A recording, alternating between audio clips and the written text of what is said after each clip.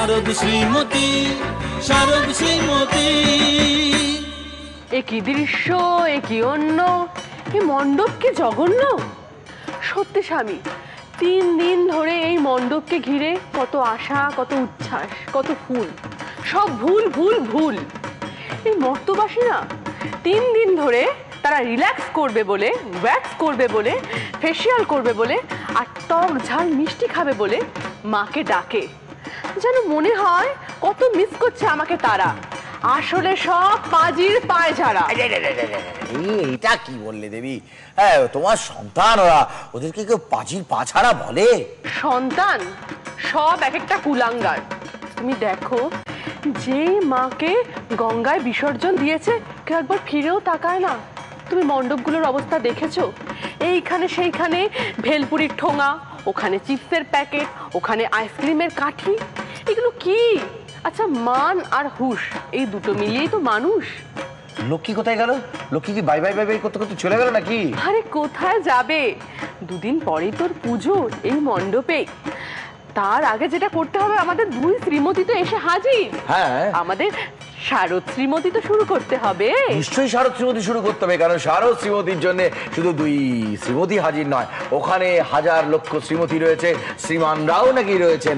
সবাই মিলে এই শারদ শ্রীমতীর পরিবারকে একেবারে বিরাট 51বর্তী, 52বর্তী, 53বর্তী, 54বর্তী থেকে শুরু করে অনেক চক্রবর্তী, অনেক কিছু করে ফেলেছে। বড় পরিবার এখন আমাদের। সেই পরিবারের প্রথম খেলা। এখানে একটা হলুদ রঙের শাড়ি আছে, কমলা রঙের শাড়ি আছে, নীল রঙের শাড়ি আছে। আপনারা হলুদ, কমলা, নীলের মধ্যে যেটা সঠিক উত্তর দিতে পারবেন, শাড়ি আপনার, শাড়ি আপনার। যদি আপনি ভুল বলেন, শাড়ি ওনার। যদি আপনিও ভুল বলেন, তাহলে আপনাদের দুজনের কারণ নয়, তখন এই টস করে বস ঠিক করতে হবে। আর যদি দুজনের সঠিক একই উত্তর দেন, তাহলেও কিন্তু এই টস করে বস ঠিক করতে হবে। বুঝে গিয়েছেন? বাবা, যেন হলো ক্লাস ধমকাতে ধমকাতে ধমকাতে ধমকাতে। সো সবার প্রথমে আপনাকে জিজ্ঞেস করি, কি যেন নাম আপনার? মিঠু সরকার। মিঠু দেবী, কোথা থেকে আসছেন? বাগুইহাটি। বাগুইহাটিতে থাকেন? কাছেই বাড়ি। আমার নাম জয়ন্তী চ্যাটার্জি। জয়ন্তী দেবী কোথায় থাকেন? আমি থাকি নেতাজি নগর। নেতাজি নগর। একজন এক্সট্রিম সাউথ আর একজন এক্সট্রিম নর্থ। বাগুইহাটির সাথে নেতাজি নগর, মাঝখানে আমরা বাপুচি নগর। যাই হোক, কিন্তু এর ভেতরে রয়েছে কমলা রঙের শাড়ি, না নীল রঙের শাড়ি, নাকি হলুদ রঙের শাড়ি? আপনি বলুন আগে। নীল। নীল। নীল নীল আকাশে চাঁদই যখন আসে, কিন্তু চাঁদ নিয়ে আমাদের দরকার নেই, আমাদের শাড়ি দরকার। বলুন কোন রঙের শাড়ি? কমলা। কমলা।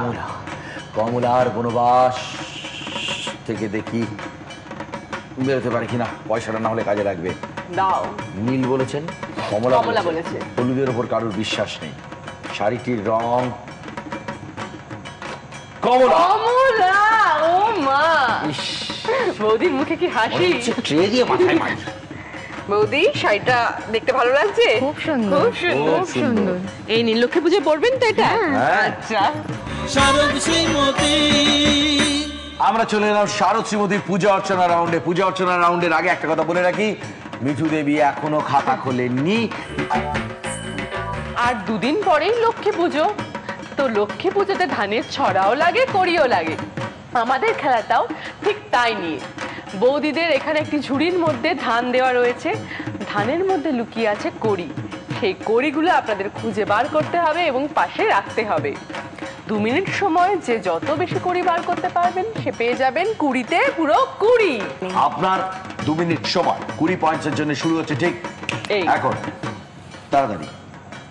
কড়ি তো খেলেছেন বহু বছর আগে। বাহ,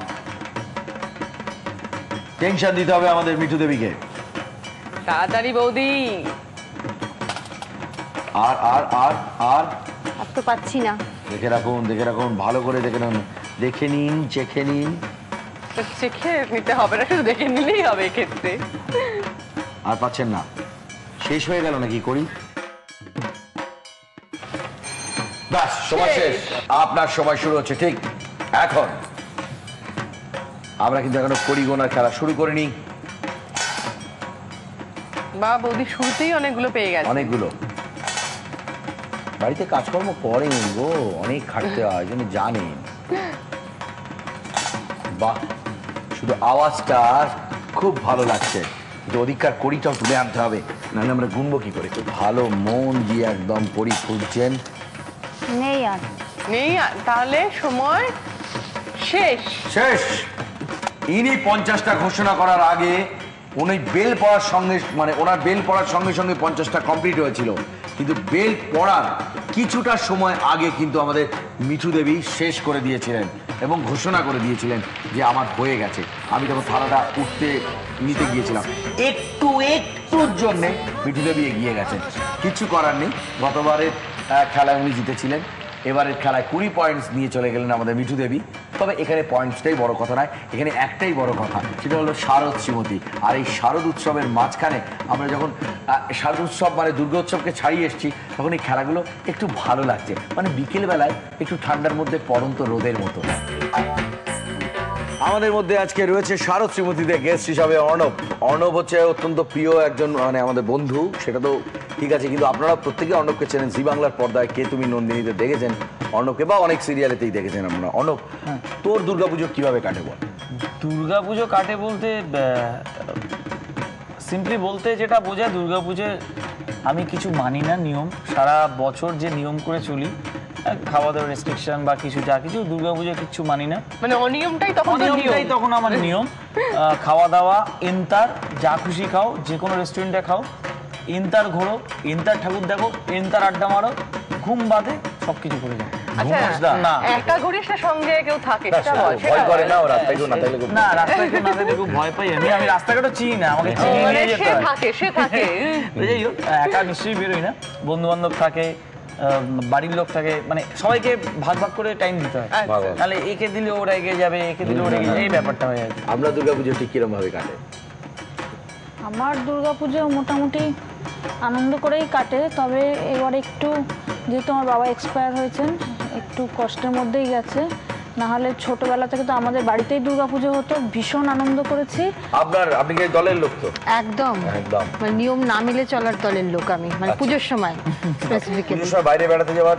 না, সেটা হয় না, কারণ আমার বাড়িতে আমার শ্বশুরমশাই রয়েছেন, 92 বছর বয়স, আরে বাবা। তো তাকে ফেলে যাওয়াটা পসিবল হয় না, কোথাও যেতে পারি না। ওই বাড়ির থেকে ওই আশেপাশে এনজয় করি। আর পুজোর আপনার মানে বেড়ানোর সব পুজোর সময় না না, বাইরে? পুজোয় কলকাতা ছেড়ে আমি কোনো জায়গায় যেতে রাজি নই। মানে এখানকার যে আনন্দটা, আমার তো মনে হয় কলকাতার মতো আনন্দ বাইরে কোথাও দুর্গাপুজোয় মনে হয় না। কোথাও হয় না। আমি এখানেও টাইমে আসতে পেরেছি, এটা আমার ভাগ্য ভালো। একদম একদম।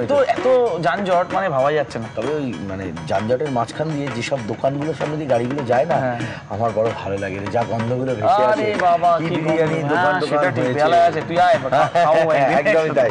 Thank you very much Arnab, Thank you, খুব thank আড্ডা you. মারলাম, অসাধারণ লাগলো। এমনিতে আমাদের দেখা সাক্ষাৎ খুবই কম হয়, এই কাজের দৌলতে কখনো সখনো একটি স্টুডিওতে দেখা, আর এই যে আড্ডা মারার এত সুন্দর একটা জায়গা করে দিয়েছে শারদ শ্রীমতী, তার জন্য আপনারাও আনন্দ পান, আমরা তো কত আনন্দ পাচ্ছি সেটা বুঝতেই পারছেন।